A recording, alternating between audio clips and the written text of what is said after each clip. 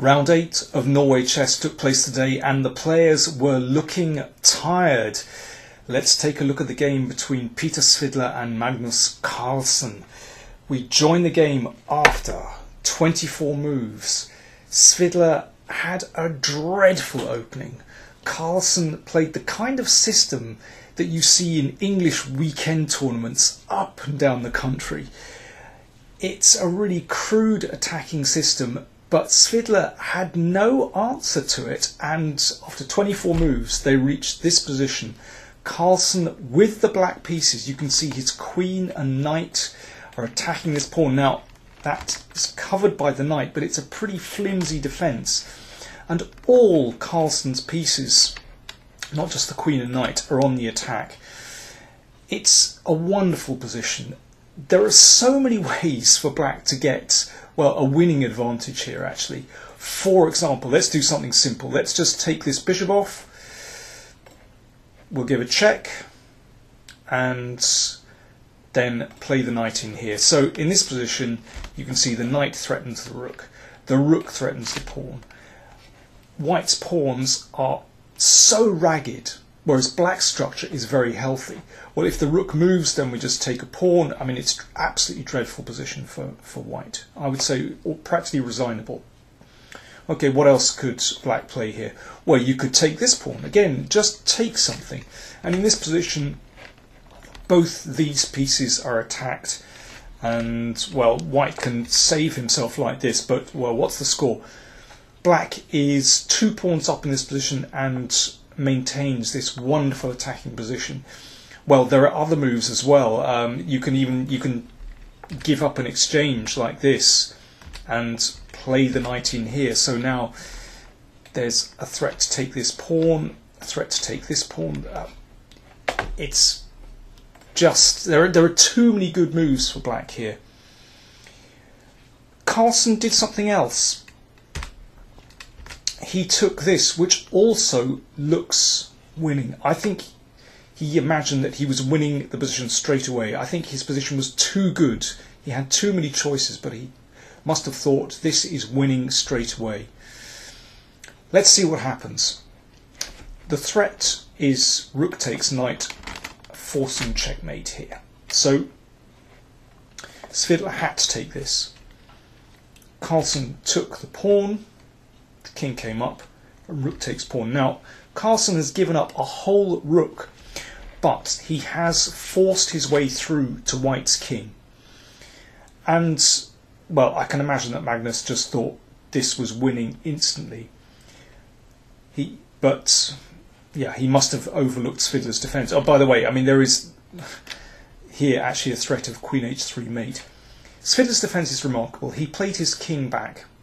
And here it looks as though queen takes knight is just the end for white. Look, there are 3 pieces in front of white's king. Surely this is a winning position. Incredibly, white has a defence. This move. And there is no win for black. For example, if the queen takes the bishop, then the white queen checks, suddenly comes in from the side to hit the king, and white even wins this position, a check, and then takes off this rook. Or let me see, if the queen comes back to e4, then queen d7 again. It looks as though black is winning, but suddenly there is a counter attack, and even though black can take here, well, the king will take and white survives. And if the pawn comes up to defend against the mate, then it's simply a draw by perpetual check. There's actually no really sensible way out for black. Basically, yeah, white just keeps checking. It's a draw. An extraordinary position. Let's just look at that again. After queen takes knight, white survives with this move. So Magnus realised that, and instead, in this position, instead of taking the knight with the queen, he played the knight back. If king takes rook, then black wins the queen with this knight check. Okay, so still looks like he's in business. Once again, a remarkable defence for white. The rook swooped down to take the pawn. Now, if this is taken, I mean, probably this is Magnus's best move. The queen comes in to save the day, and another check, and again the queen checks. I mean, maybe Magnus could play for a win like this.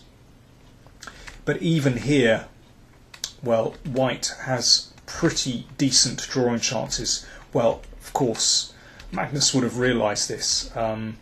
There are just too few pawns on the board, and this knight is just at the wrong end of the board. So Magnus played a really risky winning attempt here. He played his king over. He's playing with fire now. Svidler took the rook. So, I mean, he has to defend against this threat of queen takes knight. So Magnus took the queen. But now white's rook came over, and suddenly white's rooks are connected. And actually, white from nowhere has decent coordination, and it's black's king that is in some trouble. Here, if Svidler wanted to play for a win, maybe he could have tried this and checked the king up the board. That's not a simple position for black. Instead, Svidler took this pawn here. Also looks dangerous, but actually now black has enough in the position. You know, Magnus has to be careful here.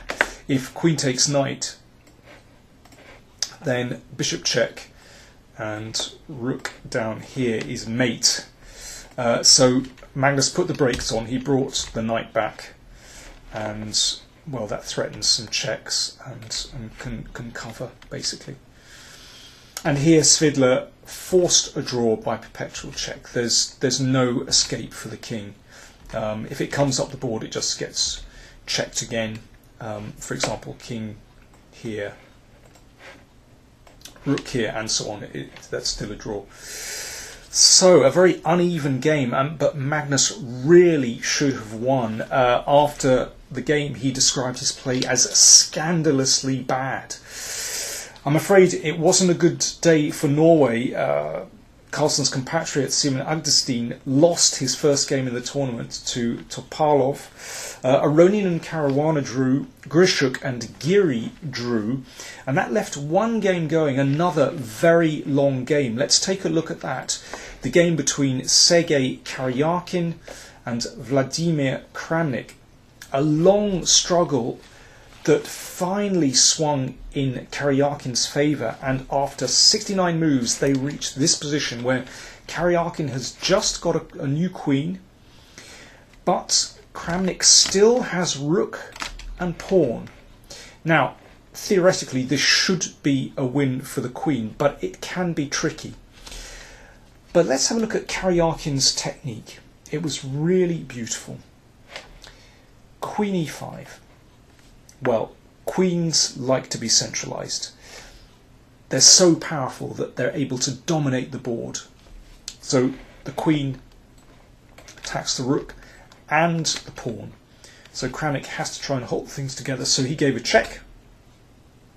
The king came back and the pawn advanced. So with those two moves, Kramnik has managed to hold everything together. But watch Karjakin's next move, in fact the last move of the game. Queen e4. After this, Kramnik resigned. When people ask, well, is chess a game, a sport, a science or an art? Well, in this position I'd say chess is an art. This is so beautiful. Black has no decent move after this really subtle creeping move, this quiet move. Let's look at black's options. Well, first of all, if the king moves, then the queen just takes the pawn, and well, that actually forces mate.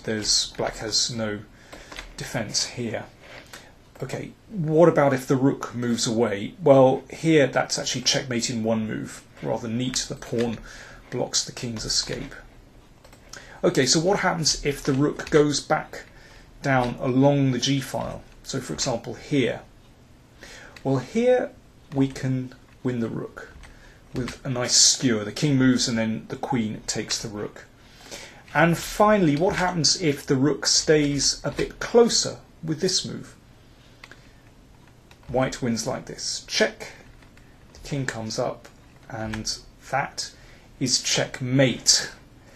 You can see the rook and the pawn take away the escape squares from the king, and that is checkmate. What a beautiful finish from Karjakin. After the game, he said, "I'm basically very tired." It was another long game for him. But if you win, you have energy. If you lose, you don't. Well, ain't that the truth? So, with just one round to play, Karjakin is the sole leader of the tournament with 5 points. Just behind him, Carlsen and Karjakin with 4.5. In the final round, Caruana plays Karjakin. That could decide the tournament. And Magnus Carlsen plays his compatriot and former trainer Simon Agderstein. It's going to be a great last round. Do join me.